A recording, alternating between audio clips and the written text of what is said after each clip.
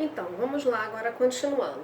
Então, no estômago, né, meus lipídios ou gorduras sofreram ação das lipases e a proteína sofreram ação das proteases. Vocês perceberam que em nenhum momento eu falei da produção de enzimas que vão fazer a digestão dos carboidratos.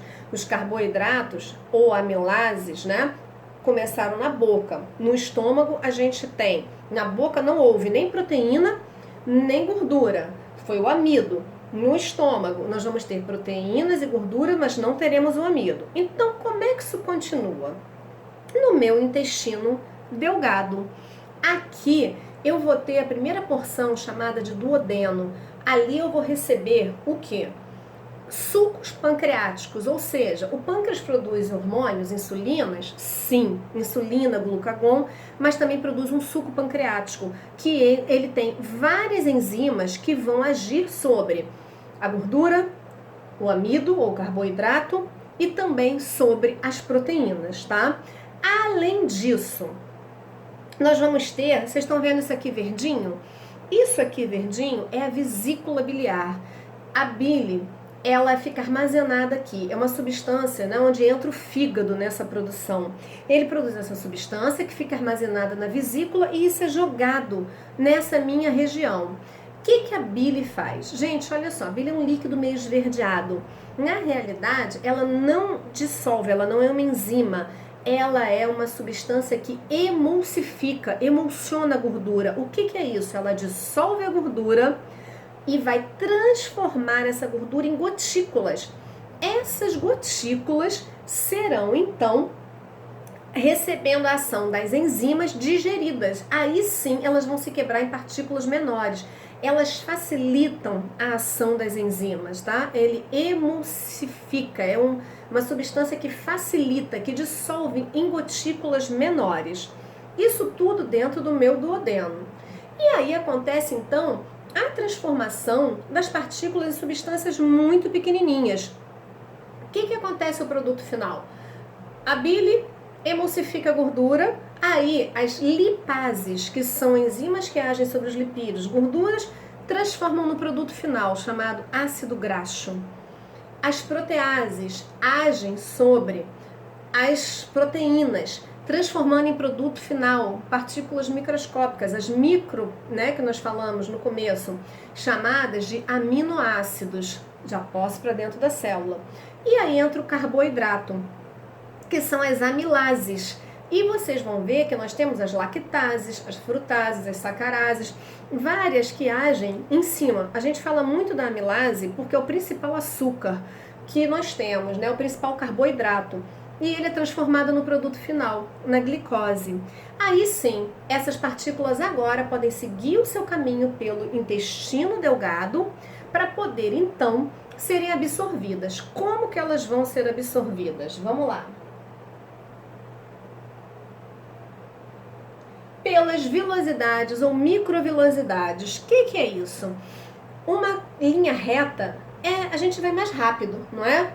Se você tem que subir e descer, o caminho se torna mais longo. Isso são velocidades e microvelocidades. Na porção seguinte do meu intestino delgado, eu tenho as velocidades e as microvelocidades. Elas são dobras do intestino, na parte do jejum no ilho, onde o alimento, ao invés de andar assim deslizando, ele vai bem devagarzinho subindo e descendo. Ali o alimento entra, demora mais tempo passando pelo meu tubo digestório e eu aumento a capacidade de absorção de tudo que eu vou ingerir, dos meus nutrientes, tá? Bom, encerrei minha digestão, né? Já absorvi meus nutrientes, eles pelas microvelocidades e pelas velocidades, aqui ó, eles vão então para as redes de capilares, que nós já falamos antes. Os capilares vão catar isso tudo, né? Absorver e vão levar para os tecidos, para os órgãos, para as células, né?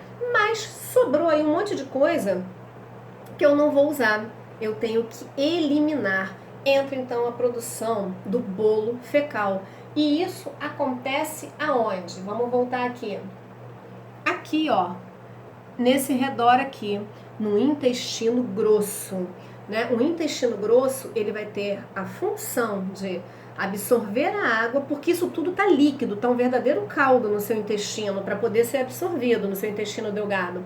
Então, o seu intestino grosso, ali nós vamos ter então a ação de bactérias que vão ajudar a decompor esse resto de material. A água, ela é reabsorvida e as fezes começam a ficar pastosas e ficam na porção final, até que em algum momento acontece a liberação delas quando vocês vão defecar, tá? Isso tudo vai sendo movido pelo peristaltismo. E outra coisa importante, no meu intestino delgado, eu tenho bactérias úteis, muito úteis, chamada flora intestinal, que a gente escuta muito falar agora em lactobacilos, né, que são as bactérias úteis. Elas, além de ajudarem na digestão e produção de uma série de vitaminas, elas vão proteger a gente. Isso aqui é uma porta de entrada para uma série de micro-organismos. Essas bactérias vivem numa simbiose com a gente. Existe uma troca. Elas ganham comida e abrigo, mas elas me protegem. Elas não querem que nada ruim aconteça aqui. Então, se você se alimenta bem, como é que você estimula elas? Como é que você cria elas? Quando eu como frutas, verduras e legumes, eu estimulo que elas se multipliquem. Ou derivados de leite também ajuda. Elas vão fermentar e vão se multiplicar. E aí, elas ajudam na minha proteção. Por isso que a gente tem que ter muito cuidado com o uso do antibiótico. Quando a gente toma antibiótico, a gente mata as bactérias ruins, sim, mas nós também matamos as bactérias que são boas pra gente. E aí o antibiótico diminui a nossa imunidade, tá? Então tem que ser uma coisa tomada com muito cuidado. Bom, então vamos lá, voltando pra minha produção. Tá?